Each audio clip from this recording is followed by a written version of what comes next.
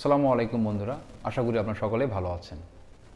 আজ আপনাদের সাথে শেয়ার করব যে একটা বায়োকেমিক্যাল বা ফিজিকোকেমিক্যাল টাইপের যে ইটিভিগুলো হয়, যে বিষয়গুলো কাজ করা হয় বা একটা অপারেটর যে কাজগুলো থাকে, সেই অপারেটর যে শিফট বুঝে নেওয়ার পর যে কী কাজগুলো করবে, যে একটা অপারেটরের দৈনন্দিন যে কাজগুলো বা শিফটিং কাজগুলো, সেই বিষয়গুলো নিয়ে শেয়ার করব।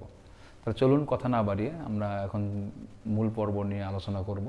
তার আগে অনুরোধ করব, যদি আপনি আমার চ্যানেলে নতুন হয়ে থাকেন তাহলে চ্যানেলটি অবশ্যই সাবস্ক্রাইব করে রাখবেন, আর যদি সাবস্ক্রাইব করে থাকেন তাহলে আপনাকে অসংখ্য অসংখ্য ধন্যবাদ।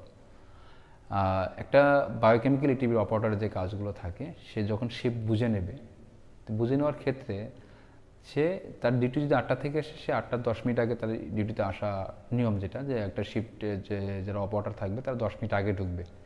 শিফট বুঝে নেওয়ার ক্ষেত্রে তার প্রথমে কাজ থাকবে, তো সে তার আগের শিফট কী কাজ করছে সেই অনুযায়ী সে শিফটের পরবর্তী শিফটে কাজ শুরু করবে।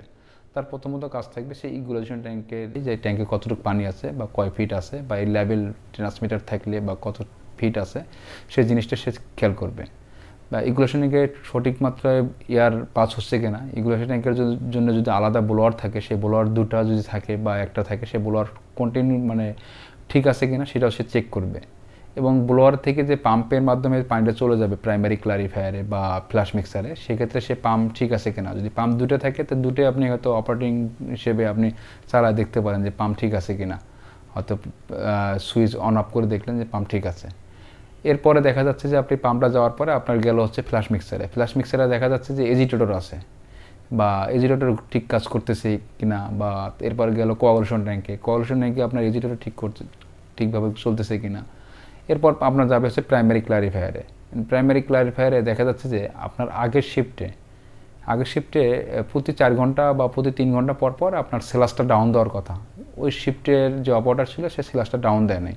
সেক্ষেত্রে আপনি যদি আপনার ওখানে সিস্টেম থাকে যে আপনি সেলাসটা চেক করবেন যে আপনার সেলাস ঠিক মতো ডাউন দিছে কিনা, না দিলে হয়তো আপনি যখন ইটিভি চালাবেন তখন দেখা যাচ্ছে যে আপনার প্রচুর পরিমাণে সেলাস কিন্তু প্রাইমারি ক্লারিফায়ার দিয়ে ভেসে আপনার এয়ারেশন ট্যাঙ্কে চলে যাবে।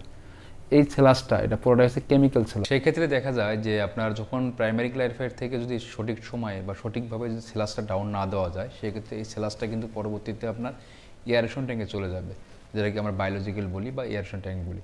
এই ট্যাঙ্কে আপনার ওই কেমিক্যাল সেলাসটা যখন থাকবে, তখন ওই কেমিক্যাল সেলাসটা আপনার পানির কিন্তু যে প্যারামিটার বা গুণগত মান, এই কিন্তু দিন দিন কিন্তু আপনার BOD COD treatment efficiency continue যে একটা যে আপনার ফ্রেশ পানি বা ট্রিটমেন্ট পানি, তখন ওই পানির ট্রিটমেন্টের সাথে যে প্যারামিটারগুলো রিডিউস হওয়ার কথা সেই পরিমাণ রিডিউস হবে না।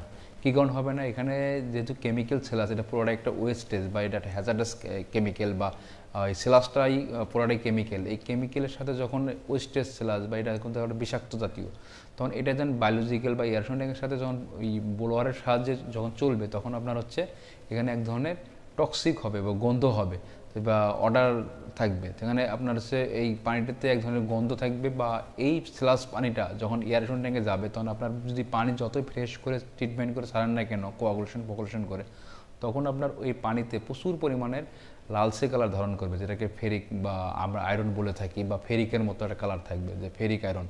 এই কারণে আপনার অনেকের ইটিভিতে দেখা যায় যে কি পানি ট্রিটমেন্ট করতেছে, তারা ফ্রেশ করে ছাড়তেছে, কিন্তু বায়োলজিক্যাল ট্যাঙ্কের পরে যাওয়ার পরে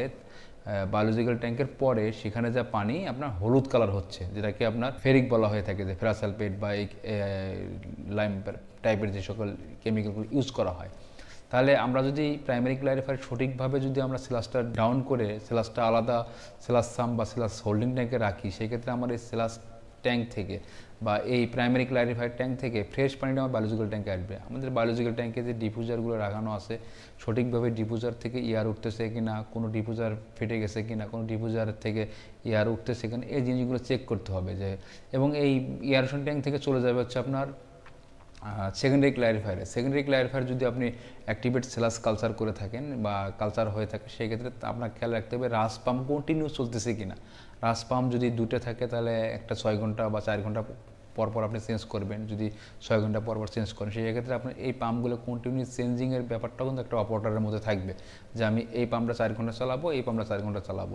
রিসাইকেলের যে সেলাসটা আছে, সেলাসটা সঠিক মাপটা আসছে কিনা, বাল্ব ইনলেট বাল্ব বা আউটলেট বাল্ব ঠিকমতো অন অফ করা আছে এখানে, এই বিষয়গুলো আপনাকে খেয়াল করতে হবে। এরপর পানিটা চলে যাবে হচ্ছে আপনার রিজার্ভ ট্যাঙ্কে আপনার পানি জমা হবে, হওয়ার পর যাবে হচ্ছে পাম্পের সাহায্যে ফিল্টারেশন, যেখানে অ্যাক্টিভেট কার্বন ফিল্টার অথবা সেন ফিল্টার থাকবে।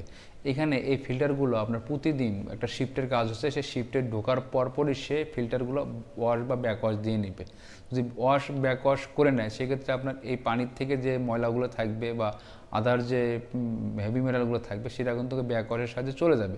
আর আপনি চাবেন যে আপনার শিফটটা যাতে ভালোভাবে বা স্মুথলিভাবে আপনি ট্রিটমেন্ট করতে পারেন, সেই বিষয়টা যে একজন দক্ষ অপারেটর বা যারা ভালো অপারেটর তারা কিন্তু এই কাজগুলো করে। এই কাজগুলো করলে আপনি দেখবেন যে আপনার ইটিভির পারফরমেন্স এমনিতেই ভালো হবে। আর একটা জিনিস বলে রাখি, প্রতিটি অপারেটরদের কাজ হবে প্রতি 2 ঘন্টা পর পর প্রতি প্লান্টে অবজারভেশন করে বা ঘুরে ফিরে দেখা যে কোন পাম্প চলতেছে কি না। এই বিষয়গুলো যদি আপনারা কন্টিনিউয়াসলি কাজ করেন সেক্ষেত্রে আপনার ইটিভির পারফরমেন্স ভালো হবে। আশা করতেছি ভিডিওটি ভালো লাগলে অবশ্যই কমেন্টস করে জানাবেন। আর যদি চ্যানেলে যদি সাবস্ক্রাইব না করে থাকেন তাহলে অবশ্যই চ্যানেলটি সাবস্ক্রাইব করে রাখবেন। আর আপনি যদি ফেসবুকে দেখে থাকেন তাহলে চ্যানেলটি আমার অবশ্যই ফলো দিয়ে রাখবেন। ধন্যবাদ।